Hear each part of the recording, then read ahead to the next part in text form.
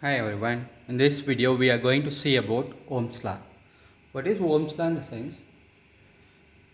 Suppose take any one conductor, okay.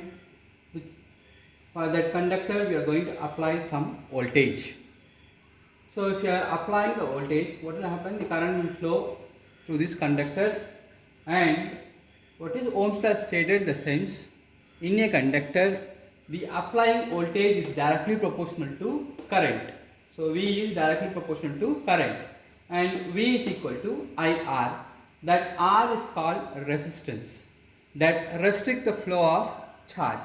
So that R is called resistance, and this R is mainly depends upon the length of the material. This length.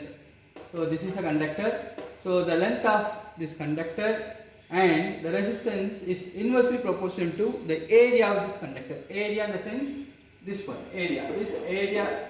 So area, the resistance is inversely proportional, so that we can write R is directly proportional to length L and inversely proportional to area of cross section.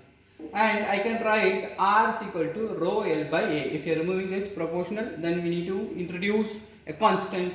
So R is equal to rho L by A. So what is rho is means? Rho is called resistivity, and this resistivity is only depends upon the nature, pressure, temperature, and this is the characteristics of the given material. From that only we can identify the given materials belongs to conductor, semiconductor. From that we can able to find out from this resistivity value. Okay. Now V is equal to IR, that is Ohm's law. What is R we found here? R is equal to rho L by A. So substitute this R is equal to rho L by A in that equation.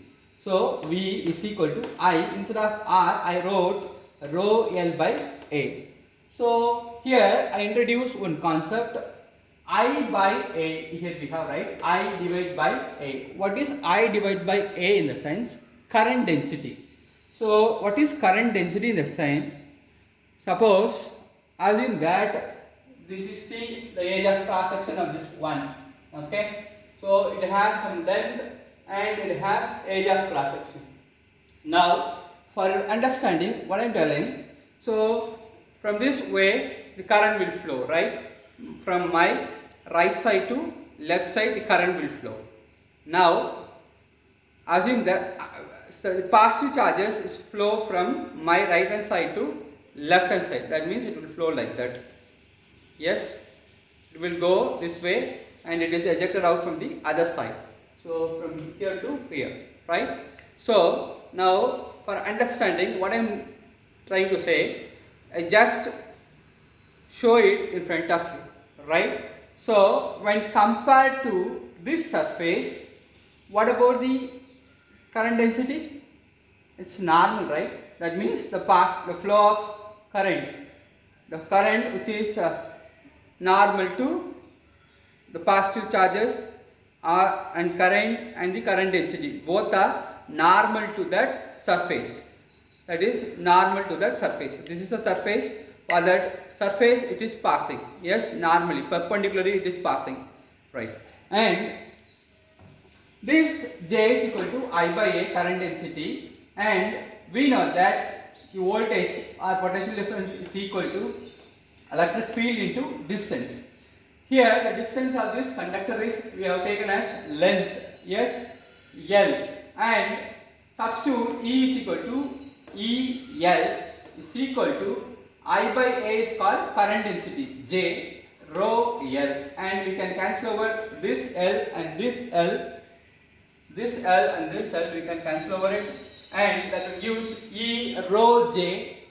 What is rho? I said resistivity, and this rho can be changed, can be written as 1 by sigma. Sigma is called conductivity. Sigma is called conductivity.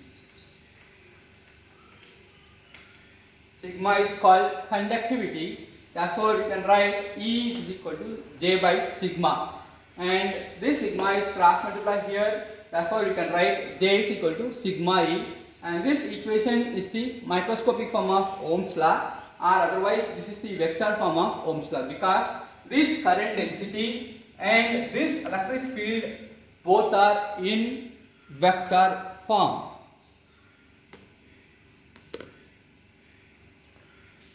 And using this Ohm's law, we can identify the given material has what its resistance value.